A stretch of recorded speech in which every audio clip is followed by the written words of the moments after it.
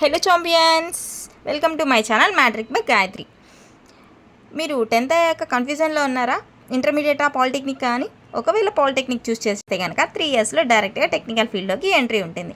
అయితే ఖచ్చితంగా మీరు ఈ ఎగ్జామ్ రాయాల్సి ఉంటుంది. అదేనండి ఏపీ పాలిసెట్ 2026 అండి. ఈ ఎగ్జామ్ గురించి మీకు డీటెయిల్గా చెప్తాను. ఇక్కడ ఎన్ని మార్క్స్కి ఉంటుంది, టైం ఎంత ఉంటుంది, ఎన్ని సబ్జెక్ట్స్ ఉంటాయి ఎగ్జామ్కి, టైప్ ఆఫ్ టెస్ట్ ఎలా ఉంటుంది అనేది ఒక్కసారి చూద్దాము.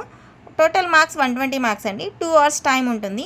ఓన్లీ 3 సబ్జెక్ట్స్కి ఎగ్జామ్ ఉంటుంది. ఏవైతే మీరు 10thలో నేర్చుకున్నారో వాటి మీదే మీకు ఆబ్జెక్టివ్ ఓరియంటెడ్లో ఎగ్జామ్ ఉంటుంది.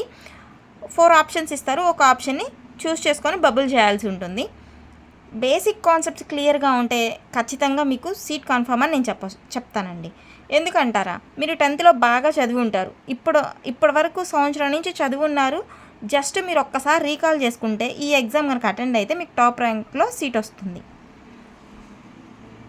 సో మీరు పాలిటెక్నిక్లో జాయిన్ అయిపోయి టెక్నికల్ ఫీల్డ్లోకి ఎంట్రీ అవ్వచ్చు. మొత్తం మీకు 3 సబ్జెక్ట్స్ ఉంటాయి. ఇక్కడ ఒక్కసారి మ్యాథ్స్లో 50 మార్క్స్ ఉంటాయి, ఫిజిక్స్లో 40 మార్క్స్ ఉంటాయి, కెమిస్ట్రీలో 30 మార్క్స్ ఉంటాయి. నేను మీకు ఇక్కడ మ్యాథ్స్ సిలబస్ గురించి ఎక్స్ప్లెయిన్ చేస్తాను. కొన్ని ప్రీవియస్ ఎగ్జామ్ పేపర్స్ షార్ట్ ట్రిక్స్తో ఎక్స్ప్లెయిన్ చేస్తాను. ఒక్కసారి ఫాలో అవ్వండి.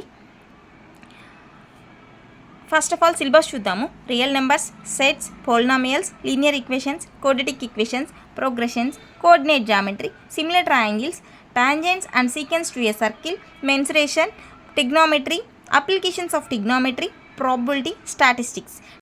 డైలీ 2-3 అవర్స్ కనుక మీరు పంక్చువల్గా ప్రాక్టీస్ చేయగలిగితే ఈ ఎగ్జామ్ ఈజీగా క్రాక్ చేసేస్తారండి.